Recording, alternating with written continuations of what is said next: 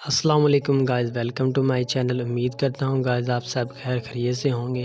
तो गाइज़ आज की मेरी वीडियो बहुत ही इंपॉर्टेंट होने वाली है, जो कि कफ सिरप के बारे में है। इस वीडियो में मैं आपको कफ सिरप यानी खांसी के सिरप के बारे में डिटेल में आपको रिव्यू दूंगा। चूँकि अब सर्दियाँ आ चुकी हैं और जैसे ही सर्दियाँ आती हैं तो कफ़ का सीज़न भी स्टार्ट हो जाता है और पेशेंट कंप्लेन करते हैं कि हम खांसी का सिरप यूज़ कर रहे होते हैं, हमें अफाका नहीं होता।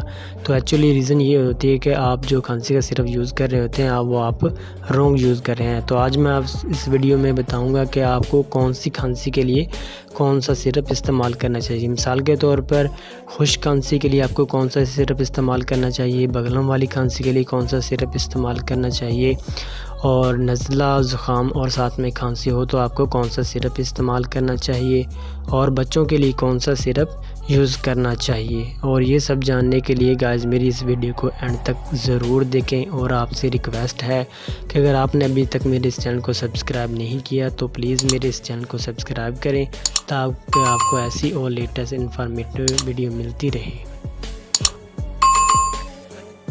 तो गाइस सबसे पहले खुश्क खांसी के लिए कौन से सिरप इस्तेमाल करना चाहिए, तो इसमें आप एसीफेल भी यूज़ कर सकते हैं, पलमोल यूज़ कर सकते हैं, कोरेक्सडी यूज़ कर सकते हैं। अगर आप शुगर के पेशेंट हैं तो आप एसीफेल शुगर फ्री भी यूज़ कर सकते हैं, और काफरब या काफरब प्लस IV लीफ में आप यूज़ कर सकते हैं।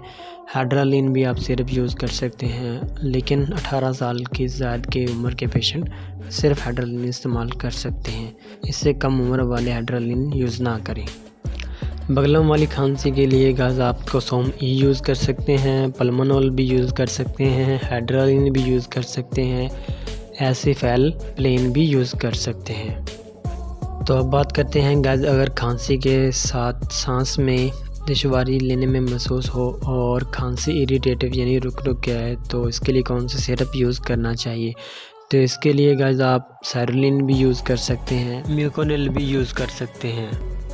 तो गाइस अगर बात करते हैं कि नज़ला ज़ुकाम और खांसी एक साथ हों तो कौन से सिरप यूज़ करना चाहिए। ये सिरप बच्चों और बड़ों दोनों के लिए यूज़ हो सकते हैं। इसमें कोसोम सादा यूज़ कर सकते हैं, एक्टिफेड P यूज़ कर सकते हैं, और काफकोल एलिक्सर भी यूज़ कर सकते हैं। तो अब लास्ट में बात करते हैं कि गाइस बच्चों के लिए कौन से सिरप इस्तेमाल करने चाहिए। अगर खुश्क खांसी हो तो बच्चों के लिए तो आप एसीफेल यूज़ कर सकते हैं, काफरब ड्रॉप यूज़ कर सकते हैं। अगर बच्चे को सांस में दुश्वारी महसूस हो रही है और चेस्ट से वॉल्यूम प्रोड्यूस हो रहा हो तो आप इसके लिए ब्रोंकल सिरप यूज़ कर सकते हैं। आई होप गाइस आपको मेरी ये वीडियो पसंद आई होगी। अगर आपको मेरी ये वीडियो पसंद आई है तो वीडियो को लाइक, कमेंट्स और शेयर करें। अगर आपने अभी तक मेरे चैनल को सब्सक्राइब नहीं किया तो मेरे इस चैनल को सब्सक्राइब करें। अगर आप किसी भी मेडिसिन के मतलब इन्फॉर्मेशन जानना चाहते हैं तो नीचे दिए गए कमेंट्स सेक्शन में आप मुझसे कमेंट्स करके पूछ सकते हैं। ओके, अल्लाह हाफिज़।